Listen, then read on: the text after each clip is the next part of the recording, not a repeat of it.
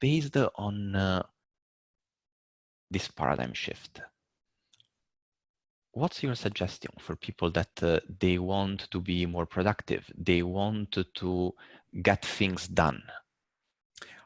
I've got a couple of thoughts on it. Can I share screen with you guys? Yeah, perfect. So this is from chapter 8 of my book Results, and I call this the clarity productivity quadrant.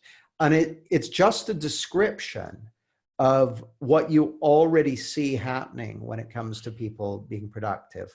So this is, a classic quadrant approach. So contamination is the word I use for when people are caught up in what I call contaminated thinking.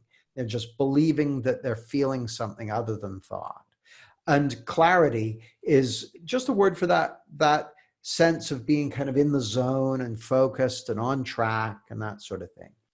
And there are two modes that we think about. We've got the passive mode and the active mode. So when someone's caught up in contaminated thinking and they're in the passive mode, that's what we call stuck.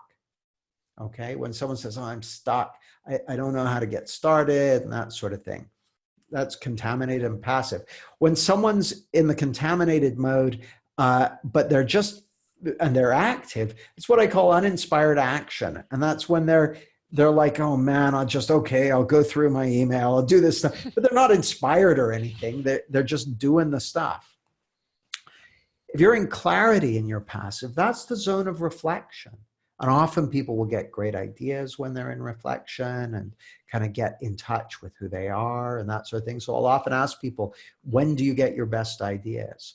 And the answers that come are things like going for a walk, at the gym, in the shower, driving to work, when I'm just on my way off to sleep, or when I'm first waking up in the morning, okay? So those are what I call the zone of reflection. And then there's the zone of inspired action. And what I've found is that the zone of inspired action, which is almost always a highly productive zone, people often fall into that when they're already taking action, okay? So the move, what people think is, if they're stuck, if they're in the zone of resistance, they'll often say, if only I was feeling inspired, then I would be productive and focused and that sort of thing. But the move to inspired action is often through the zone of uninspired action, just doing some stuff. And this comes back to something we talked about earlier, is people often believe that they need to feel a certain way in order to take action. Oh, I need to feel motivated before I can take action. I need to feel inspired before I can take action. But you don't. You don't have to, your moods aren't even letting you know about the action you're thinking about taking. They're letting you know about the ebb and flow of the weather of your thinking. Your feelings and the thoughts that are running through your thought system, that's just like weather, okay? And you don't want to make your results and your productivity dependent on the weather. Like that's, so the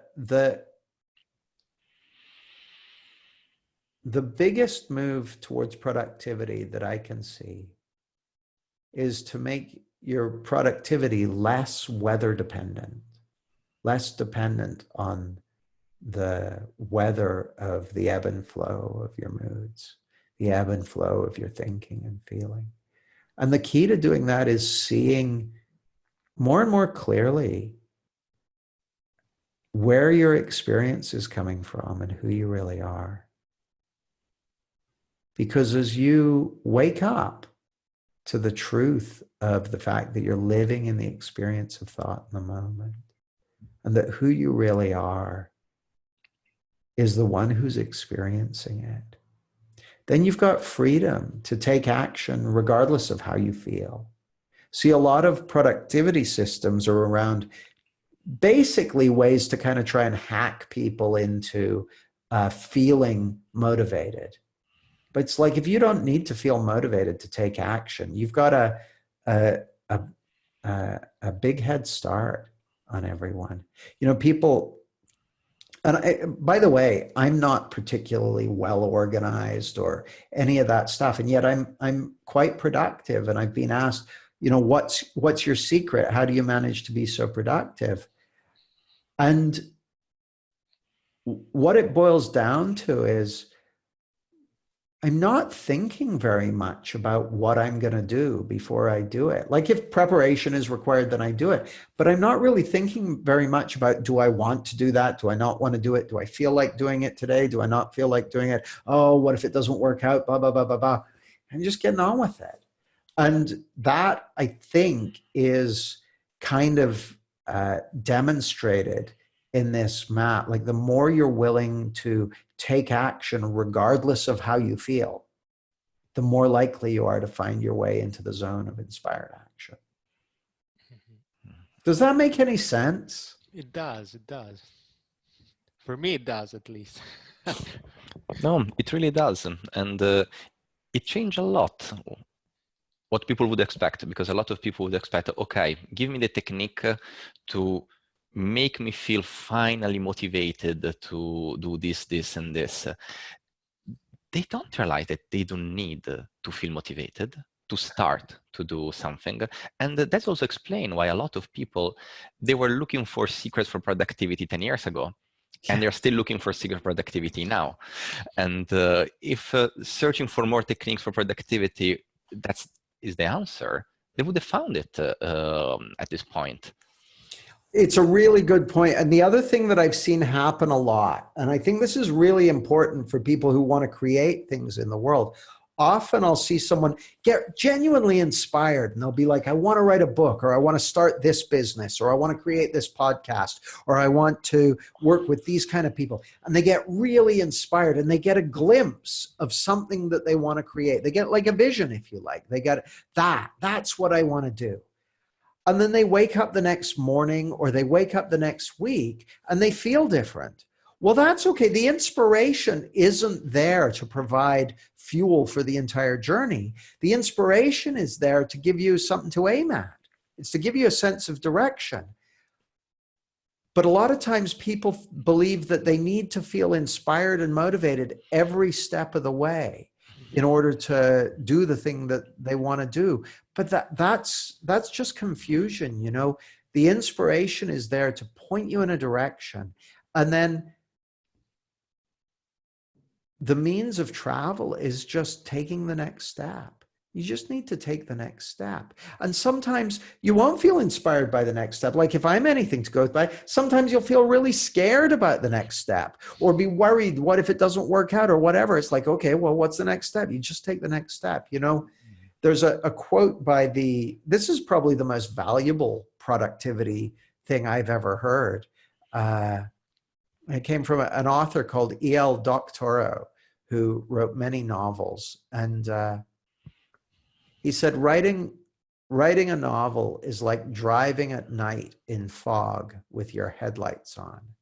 You can only see 20 feet ahead of you, but you can make the whole journey that way. And that to me, that is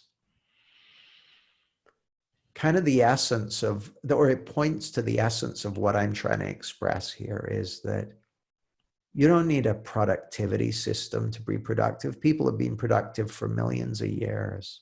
You don't need to be feeling a certain way to be productive. You just need to take the next step, and the wisdom and intelligence that's alive at the heart of our being, it's there to guide us as we take action and move forward. I'll sometimes use the demonstration with people. I'll say, get up and walk across the room and back. And so they'll do that, no problem at all.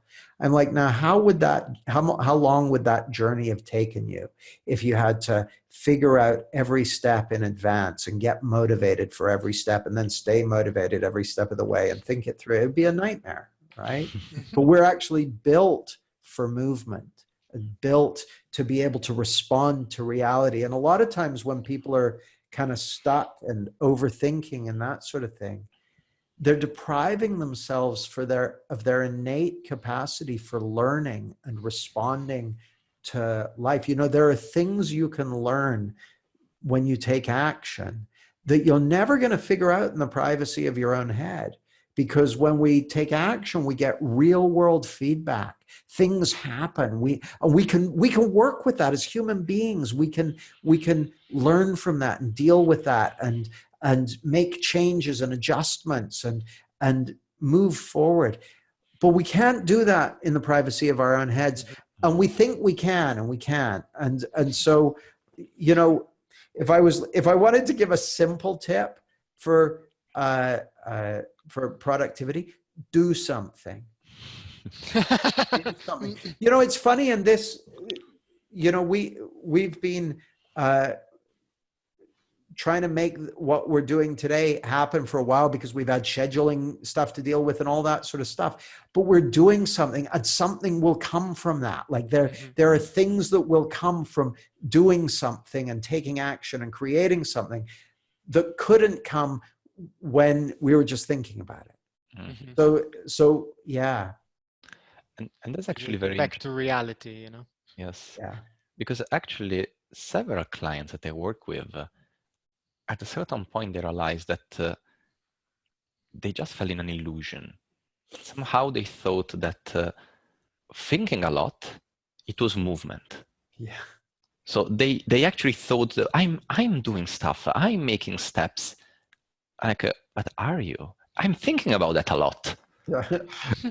But that's not what we're saying here. Now we're talking about actually doing something.